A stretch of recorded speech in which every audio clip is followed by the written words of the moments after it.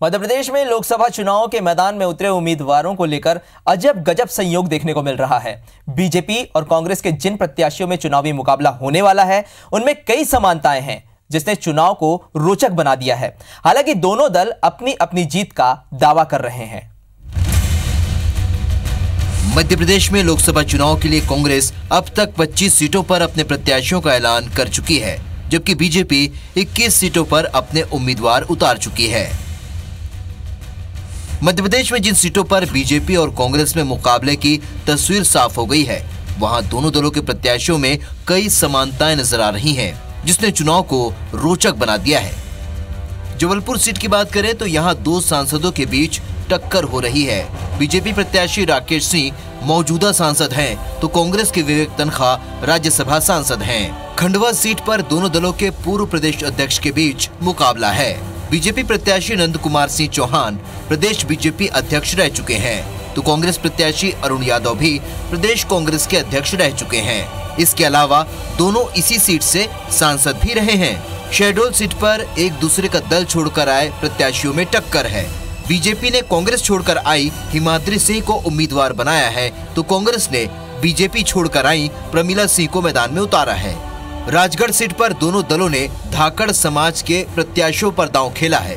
BJP प्रत्याशी रोडमल नागर धाकड़ समाज के राष्ट्रीय अध्यक्ष हैं, तो कांग्रेस प्रत्याशी मोना सुस्तानी धाकड़ समाज के महिला विंग के राष्ट्रीय अध्यक्ष हैं। मुरैना सीट पर बीजेपी के नरेंद्र सिंह तोमर और कांग्रेस के रामनिवास रावत दूसरी बार आमने सामने होंगे। ये दोनों ही प्रत्याशी मुरैना सीट से 2009 में एक दूसरे के खिलाफ चुनाव लड़ चुके हैं। 2014 के चुनाव में इन दोनों को ही इस सीट से टिकट नहीं मिला था। देवास सीट पर दोनों दलों के प्रत्याशी बलाई समाज से आते हैं और राजनीति में नए चेहरे हैं। कांग्रेस के प्रहलाद टिप्पड़िया पद्मश्री हैं, तो बीजेपी के महेंद्र सोलंकी न्यायाधीश पद से इस्तीफा देकर चुनाव लड़ रहे हैं। बालाघाट सीट पर दो पूर्व हारे हुए विधायक आमने सामने हैं। बीजेपी के ढाल सिंह बिसेन 2008 में विधानसभा चुनाव हारे थे, तो कांग्रेस के मधु भगत 2018 में विधानसभा चुनाव हारे थे। कई अन्य सीटों पर भी इसी तरह के अजब संयोग बनते नजर आ रहे हैं। भोपाल सीट पर कांग्रेस के दिग्विजय के सामने बीजेपी से उमा भारती और शिवराज सिंह के नाम की चर्चा है। अगर ऐसा होता है तो इस सीट पर दो पूर्व सीएम के बीच टक्कर देखने को मिलेगी। इधर इन संयोग के बीच दोनों ही दल अपनी अपनी जीत का दावा कर रहे हैं।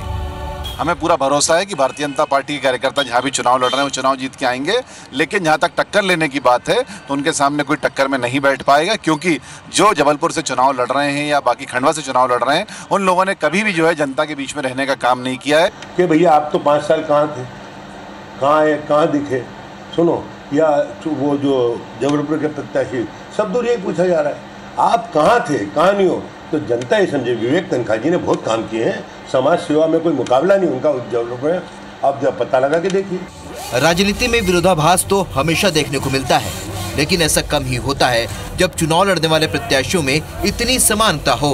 अब ये तो 23 मई को ही पता चलेगा कि ये संयोग किसे फायदा पहुंचाते हैं। सुधीर दंडोतिया, IBC 24, भोपाल।